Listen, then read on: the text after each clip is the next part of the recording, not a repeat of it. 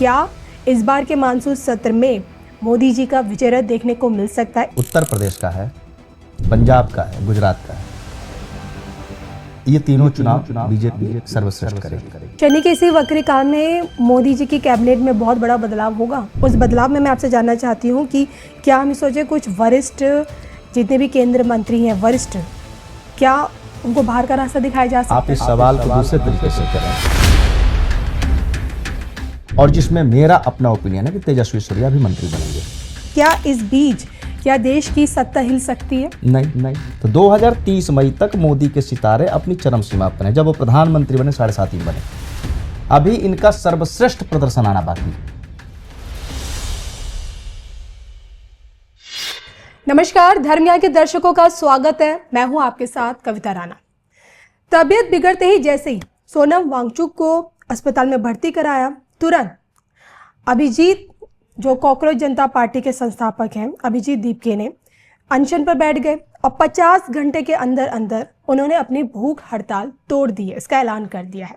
आलम यह है कि पेपर लीक को लेकर जो छात्रों का जो आंदोलन हम एक लंबे समय से जंतर मंतर पर देखने को मिल रहा था, अब वो खत्म होने के कगार पर खड़ा है। और इसी के साथ संजीव आनंद यानी कि संत जी की अकाट्य भविष्यवाणी भी देखने को मिली, क्योंकि जिस वक्त सीजेपी यानी कि कॉकरोच जनता पार्टी का जिस दिन डे 1 से जब आंदोलन शुरू हुआ था, तब मैंने धर्मयान पे उनसे पूछा था कि क्या ये आंदोलन छात्रों का जेनजी प्रोटेस्ट के रूप में बदल जाएगा, और इस पर उन्होंने साफ इनकार करते हुए कहा था कि ऐसा कुछ भी नहीं होगा और ना ही इस आंदोलन का कुछ खासा परिणाम देखने को मिलेगा। धर्मेंद्र प्रधान जी की इस्तीफे के पर पूछा था और उस पर भी उन्होंने कहा था कि ये तो समय बताएगा, लेकिन उन्हें वो पिक्चर नज़र नहीं आ रही कि इस्तीफा देते हुए नज़र नहीं आ रहे। और अब जो कि देखिए, आज से मानसून सत्र की शुरुआत हो चुकी है और ये जो मानसून सत्र है 13 अगस्त तक चलेगा। इसी मानसून सत्र में बड़े बड़े बिल, ऐतिहासिक बिल पारित होने हैं, लेकिन वहीं विपक्ष मोदी सरकार को घेरने की कोशिश करेगी पेपर लीक को लेकर, राम मंदिर की चंदा चोरी को लेकर, तमाम मुद्दों पर। और इन सब के बीच सवाल ये उठता है कि क्या इस बार के मानसून सत्र में मोदी जी का विजय रथ देखने को मिल सकता है? इसी पर बात करेंगे कि मानसून सत्र की ग्रहचार क्या कहती है और क्या इस बार इस मानसून सत्र से वन नेशन वन इलेक्शन की तस्वीर पूरी दुनिया को दिखाई जा सकती है।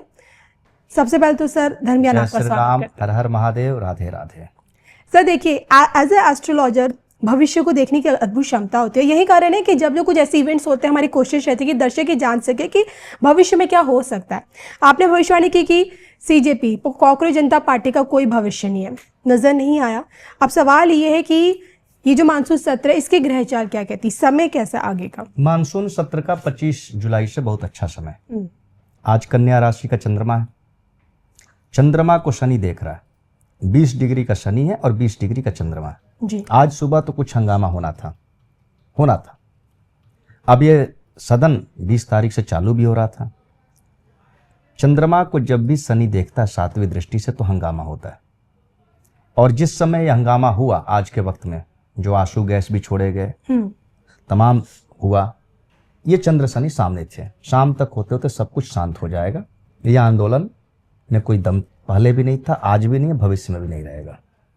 ये तमाम विपक्षी पार्टियां मिल करके सरकार के खिलाफ एकजुट हो रही थीं और ये धरने प्रदर्शन के पीछे से सपोर्ट कर रही थी जी। शिक्षा पे जो पेपर लीक हुआ वो गलत था और वो पहले भी होता था, क्योंकि आजकल अब इंटरनेट का जमाना है, हर चीज पता लग जाती है। पहले भी पेपर लीक होते थे। सरकार को इस पर सख्त होना चाहिए। ऐसे किसी मंत्री को लगाना चाहिए जो 24 घंटा शिक्षा में काम करे। तो धर्मेंद्र प्रधान जी लापरवाही किए हैं, चुनाव में व्यस्त रहे, इधर उधर व्यस्त रहे। इनकी जगह किसी अच्छे व्यक्ति को जो 24 घंटा शिक्षा के क्षेत्र में समय दे, लगाना चाहिए। सदन का सत्र जो चालू हो रहा है ये अच्छा रहेगा। इसमें जो है एक देश और एक का चुनाव ये भी पास होगा, परिसीमन बिल भी पास होगा, महिला आरक्षण बिल भी पास होगा, और ये सब होगा आपको 25 जुलाई के बाद। और ये 15 अगस्त के अंदर हो जाएगा, सारा हो जाएगा। सरकार मजबूत रहेगी। और ये छोटी सी सरकार की लापरवाही है कि इस आंदोलन को शुरू में ही शांत कर देना चाहिए था। ये छात्रों का आंदोलन नहीं है। ये तमाम विपक्षी पार्टियां अपने अस्तित्व की लड़ाई लड़ने के लिए, ये जो है सोनम वांगचुक या अभिजीत जो भी नाम है, इनके पीछे सपोर्ट कर रही थी। आज जितने भी लोग जंतर मंतर पे आए थे, सबके पीठ में बैग था। ये सब बाहर के बुलाए लोग हैं। न छात्र को इससे मतलब है, न नौजवान को मतलब है, और न गार्जियन को मतलब है। ये सरकार के खिलाफ एक विद्रोह खड़ा करने की निसफल प्रयास है। इसका कोई वजूद न पहले था, न आज है, न आगे होगा। और ये संसद सत्र सुचारू रूप से चलते रहेंगे। लेकिन आपको लगता है कि ये जो चीज़ें इस वक्त हमें देखने को मिली है, इसका कहीं ना कहीं प्रभाव आने वाले इलेक्शंस में देखने को मिल सकता है? पंजाब है, यूपी है। कतई नहीं। राम मंदिर उठा लीजिए मुद्दा। आज से 1 महीना पहले राम मंदिर जबरदस्त था, शांत हो गया जी। क्योंकि राम मंदिर में जो दिक्कतें थी उसको व्यवस्था ठीक कर दी गई। सरकार उसमें कहीं दोषी नहीं थी, योगी आदित्यनाथ जी कहीं दोषी नहीं थे जी। चंपक राय जी की लापरवाही थी, उनको वहां से हटा दिया गया, बात खत्म। उसी तरह ये जो पेपर लीक में सरकार की कोई ऐसी इरादा नहीं था। अब कहां कहां निगरानी रख सकते हैं, लेकिन और नियम कठोर बनाए जाए। मैं तो ये कहूंगा कि पेपर लीक में एक ऐसा नियम बनाया जाए कि जो भी पेपर लीक में शामिल हो उसकी मिनिमम 5 साल तक जमानत ना हो जी, और अंतिम सजा फांसी हो जाएगा, बढ़िया हो जाएगा।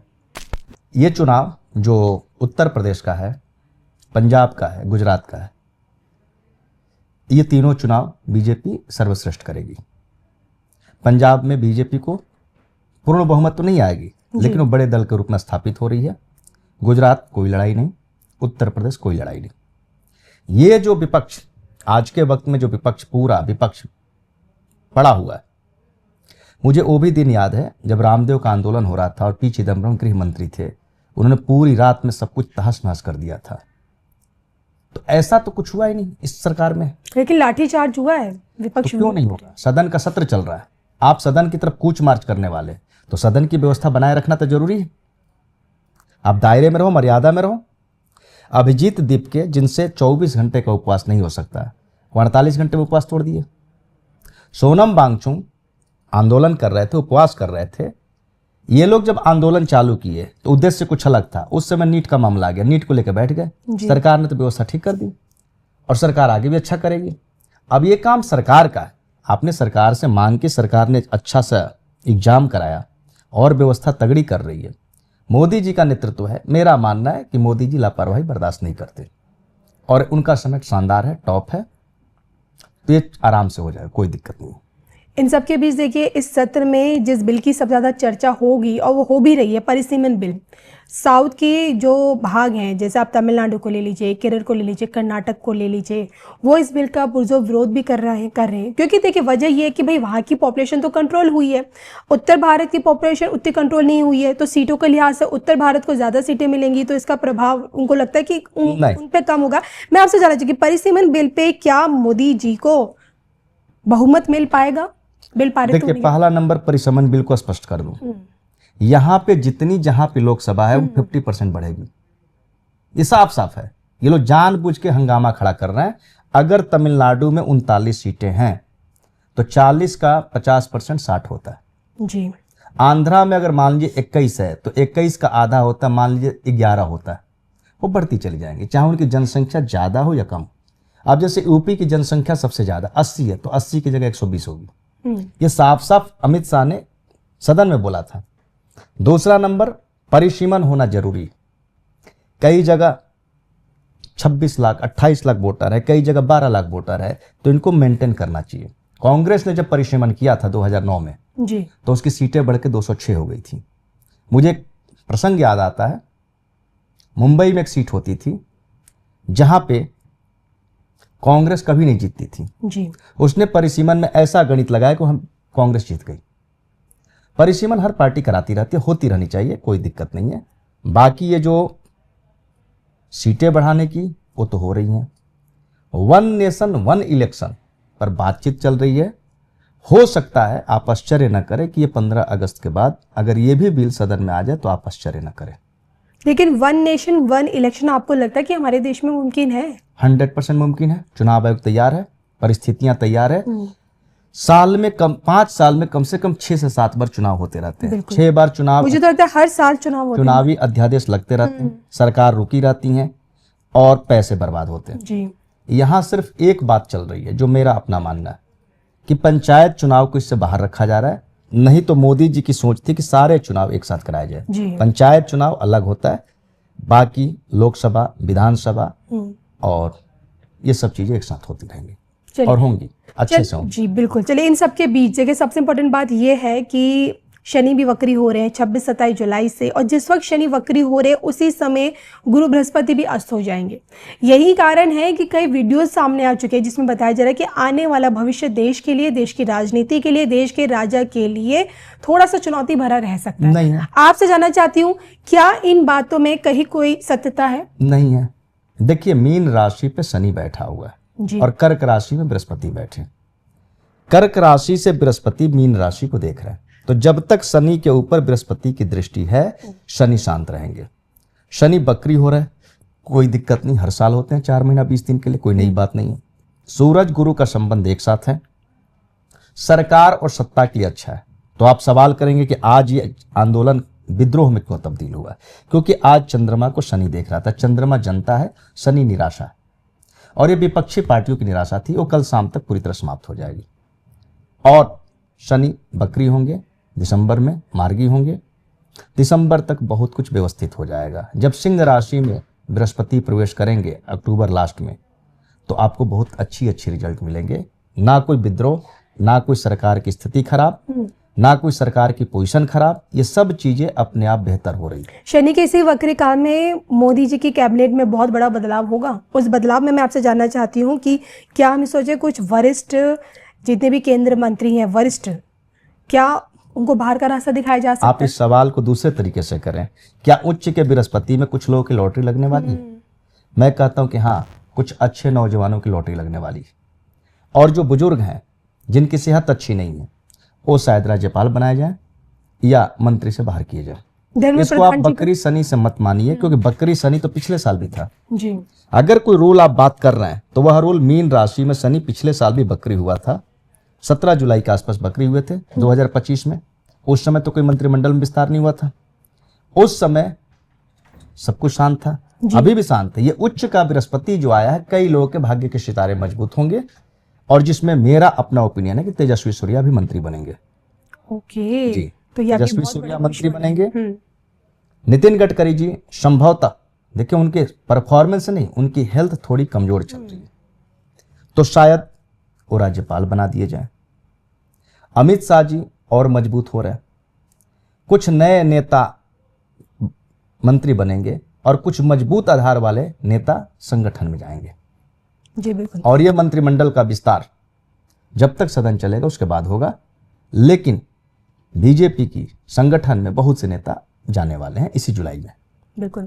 और देखिए सभी जानते हैं कि 11 दिसंबर तक शनि वक्री रहेंगे, उसके बाद आपने बताया ना कि मार्गी हो जाएंगे, लेकिन दिसंबर की बात हो रही है तो इसी दौरान राहु केतु का भी गोचर हो जाएगा, जो कि अगले 18 महीनों तक रहेगा। जब शनि का वक्री से मार्गी हो जाना और उसके बाद राहु केतु का गोचर, समझना चाहूंगी किस तरह की पिक्चर देखने को मकर राशि में राहु देवता प्रवेश करेंगे, और मकर राशि जो होती है पृथ्वी तत्व की राशि होती है, और वहां पर राहु बैठेगा। राहु क्या है? जनता। जनता के मन में उठे हुए विचार, राहु विचार का कारक है, और मकर राशि में राहु अच्छा होगा क्योंकि वो देवगुरु बृहस्पति की दृष्टि में होगा। वैदिक ज्योतिष का एक नियम है कि राहु अगर बृहस्पति की दृष्टि में है तो अमृत है जी। और राहु अगर मंगल या शनि की दृष्टि में है तो राहु के अंदर नकारात्मक प्रभाव होते हैं। और ये मई 2027 तक, बीच में 1-2 महीना के बृहस्पति हटेंगे, मई 2027 तक मकर राशि में राहु अच्छा फल देगा। तब मई 2027 में शनि चले जाएंगे मेष राशि में जी। मेष राशि अग्नि तत्व की राशि और शनि वायु तत्व की राशि। तो अग्नि और वायु में कुछ जनता परेशान होगी जी। महामारी, कुछ समस्याएं, कुछ परेशानियां, विपत्ति, आपदा, प्राकृतिक आपदा, लेकिन बृहस्पति कंट्रोल करेगा। सिंह राशि में बृहस्पति बैठ करके मेष राशि के शनि को देखेगा। तो जब भी शनि और राहु अगर देवगुरु बृहस्पति की दृष्टि में है तो बहुत अच्छा फल देगा। तो अभी मेष राशि के शनि पर मैं थोड़ा सा मान के चलता हूं कि जनता को परेशानी आएगी, सामाजिक परिस्थितियां बदलेंगी, कई जगह भूस्खलन, प्राकृतिक आपदाएं आती रहेंगी, क्योंकि शनि नीच का होता है और शनि कमजोर, गरीब, दबे लोगों का कारक भी होता है। और वहां नीच का होना तो पीछे भी हुआ था 30 साल पहले, 97 से लेकर 2000, उस समय कारगिल युद्ध हुआ था। तो ये मेष राशि का शनि बहुत अच्छा नहीं है, लेकिन देवगुरु बृहस्पति सपोर्ट करते रहेंगे तो मिला जुला के मेष राशि का शनि 2027 से 30 अच्छा जाएगा। बिल्कुल। देखिए, अभी का जो हमें आंदोलन देखने को मिला, क्या साल के अंत तक हमें एक और इसी तरह का आंदोलन देखने को मिल सकता है? ऐसा कुछ कोई नहीं है? आंदोलन नहीं। ये देखिए, आंदोलन भी नहीं था, मैं साफ साफ बताऊं।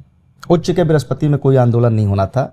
आम आदमी पार्टी ने आंदोलन किया, आंदोलन से भरोसा खत्म हो गया। कांग्रेस मुस्लिम परस्त पार्टी हो गई, सारी क्षेत्रीय पार्टी समाप्त हो गई। उन्होंने एक मजाक में एक आंदोलन खड़ा किया। पैसे कहां से आ रहे हैं भगवान जाने, और सारी विपक्षी पार्टियां पीछे से, पर्दे के पीछे से सपोर्ट कर रही हैं, और कुछ नहीं है। ये जनता के बीच में सरकार के प्रति कोई जन असंतोष नहीं है। बिल्कुल। इन सब के बीच चलिए जाते जाते चंद्रमा की भूमिका बता दीजिए, क्योंकि आप ही से जाना है कि चंद्रमा एजुकेशन से लेके माता का कारक, कई चीज़ों का कारक माना गया है। और अभी हम बता दें कि आज जो लाठीचार्ज हुआ है छात्रों पे, कहीं ना कहीं चंद्रमा और शनि एक दूसरे को देख रहे थे, विश्व भी बना रहे थे, इसलिए मैं समझना चाहती हूँ। चंद्रमा देखिए, सबसे पहले चंद्रमा मन है, और चंद्रमा के ऊपर जब भी शनि की 7वीं दृष्टि जाती, 7वीं दृष्टि बड़ी खराब होती है। तीसरी दृष्टि बुरी नहीं होती, 10वीं दृष्टि बुरी नहीं होती। चंद्रमा के ऊपर शनि बैठना भी इतना बुरा नहीं होता जितना चंद्रमा की 7वीं दृष्टि होती है। अभी कन्या राशि पे कल से चंद्रमा चल रहा है जी। कल का दिन अच्छा नहीं था, लोग परेशान हो गए थे। रात में शाम को मेरे पास तमाम फोन आए, मन परेशान। मैंने कहा कल शाम तक परेशान रहेंगे, यानी आज शाम तक, सोमवार की शाम तक। सुबह जंतर मंतर पे प्रोटेस्ट था, संसद मार्च शुरू हो रहा था, होना था, हो गया। चंद्रमा आपके घर की जमीन है, चंद्रमा आपका लिक्विड कैश है, चंद्रमा आपका मन है, चंद्रमा आपके दिल की खुशी है। अगर किसी की जन्म पत्रिका में चंद्रमा अच्छा है तो बहुत अच्छा रहेगा, या उसके चंद्रमा के ऊपर गोचर का शुभ प्रभाव चल रहा है तो बहुत अच्छा करेगा जी। अब जैसे मान लीजिए कर्क राशि चल रही है, कर्क राशि के ऊपर सूरज भी आ गया, कर्क राशि के ऊपर गुरु भी है। अभी मिथुन राशि के ऊपर बुध बकरी चल रहा है। जिनकी भी मिथुन राशि है वो परेशान है। और जब जैसे मान लीजिए दो चीज होती है, एक हमारी मिथुन राशि वो परेशान हो गई जी, और उसके बाद वो चंद्रमा वहीं नहीं रुका है, वो घूमते रहता है। ये जन्म का चंद्रमा मिथुन का है, घूमते घूमते भी वो चंद्रमा जब गोचर में पाप प्रभाव में होगा तो 50% चंद्रमा तो जो गोचर में घूम रहा है सबका परेशान हो गया। अब जिनकी मूल जन्म पत्रिका में चंद्रमा के ऊपर शनि हो, राहु हो, केतु हो, सूरज हो, बुध हो, मिथुन राशि, कर्क राशि, सिंह राशि, कन्या राशि, ये 4 राशियां आज के वक्त में खराब है। ओके। कोई मिथुन राशि के ऊपर बुध है, कर्क राशि के ऊपर बृहस्पति सूरज है, सिंह राशि को राहु केतु, कन्या राशि को शनि। तो 4 राशि वाले भी परेशान है। और उसके बाद जो अच्छी स्थिति में थे, मान के चले वृश्चिक वाले अच्छी स्थिति में थे, मकर वाले अच्छी स्थिति में थे, उनका भी चंद्रमा घूमते घूमते शनि की दृष्टि में आया तो वो भी 50% डिस्टर्ब हो गए। तो आप चंद्रमा के द्वारा समय पकड़ सकते हैं, गोचर पकड़ सकते हैं। चंद्रमा ही सब कुछ है। दशाओं से, मैं फिर एक बार दोहरा दूं, दशाओं से आप कोई भविष्यवाणी नहीं कर सकते, और गोचर से आप व्यक्ति के जीवन के आसपास के जितने भी घटनाक्रम है आप पकड़ सकते हैं। देखो, गोचर के आप मास्टर हैं। 11 दिसंबर तक शनि का वक्री काल, उसके बाद जैसे मैंने कहा ना कि राहु केतु का फिर गोचर, और उस बीच देवगुरु बृहस्पति का अस्त होना। एक सवाल जाते जाते लोगों के मन में, क्या इस बीच क्या देश की सत्ता हिल सकती है? नहीं, भूल जाइए। सियासी भूकंप के झटके कोई झटका नहीं, कोई झटका। 2030 तक देखिए, मैं नरेंद्र मोदी की जन्म पत्रिका की बात कर रहा हूं क्योंकि वो जन्म पत्रिका मेरे कंट्रोल में है। मैंने उस जन्म पत्रिका बहुत रिजल्ट दिए। किसी प्रकार का कोई भूचाल परिवर्तन सोचना भी पाप है। 2030 तक, 2030 मई तक। ओके। मतलब वहां तक आप सोच भी नहीं सकते, सोचना भी पाप है। 2029 में चुनाव होता है कि 2028 में चुनाव होता है ये मैं नहीं जानता, लेकिन ये चुनाव मोदी के नेतृत्व में होगा, शानदार तरीके से विजय हासिल होगी। अब 2030 के बाद ये भी तो हो सकता है कि 2030 में किसी को प्रधानमंत्री बना दें जी, जिसको आगे 2032 में प्रधानमंत्री बना दें, या 2034 में उसको प्रधानमंत्री बना दें और राजनीति से बाहर निकल जाए। तो 2030 मई तक मोदी के सितारे अपनी चरम सीमा पर हैं। जब वो प्रधानमंत्री बने 7.5 बने। अभी इनका सर्वश्रेष्ठ प्रदर्शन आना बाकी है। 11 सालों में तमाम प्लेटफॉर्म बन गए, तमाम लोग जान गए, तमाम भूमिका हो गई, तमाम चीजों पकड़ हो गई, 7.5 भी खत्म। राशि से 6वां शनि बहुत टॉप का समय होता है, और इनका 6 पॉइंट का शनि आ रहा है। एक तो राशि से 6वां शनि, दूसरा 6 पॉइंट का शनि। ये पूरी परिस्थितियों में जो सबसे बढ़िया शानदार ये परफॉर्मेंस करने वाले हैं 2027 से लेकर 2030। इसमें भारत, मेरा मानना है कि कम से कम जहां खड़ा है वहां से 25-30% और बेहतर स्थिति में होगा। आर्थिक रूप से, विदेश नीति में, सामरिक दृष्टिकोण से, सुरक्षा के दृष्टिकोण से। मई 2030 तक, जब तक पीएम मोदी का आगे टॉप का समय रहेगा, इस बीच अपने इसी टॉप के समय में वो क्या कुछ बड़ा कर सकते हैं, अपने किन अधूरे कार्यों को पूरा करेंगे, इस पर एक पॉडकास्ट हम लेकर जरूर हाजिर होंगे। संत जी से जानने की कोशिश करेंगे आगे का भविष्य। इसी के साथ मुझे और संत जी को दोनों को अनुमति दीजिए। नमस्कार। जय श्री राम, हर हर महादेव, राधे राधे। राधे राधे।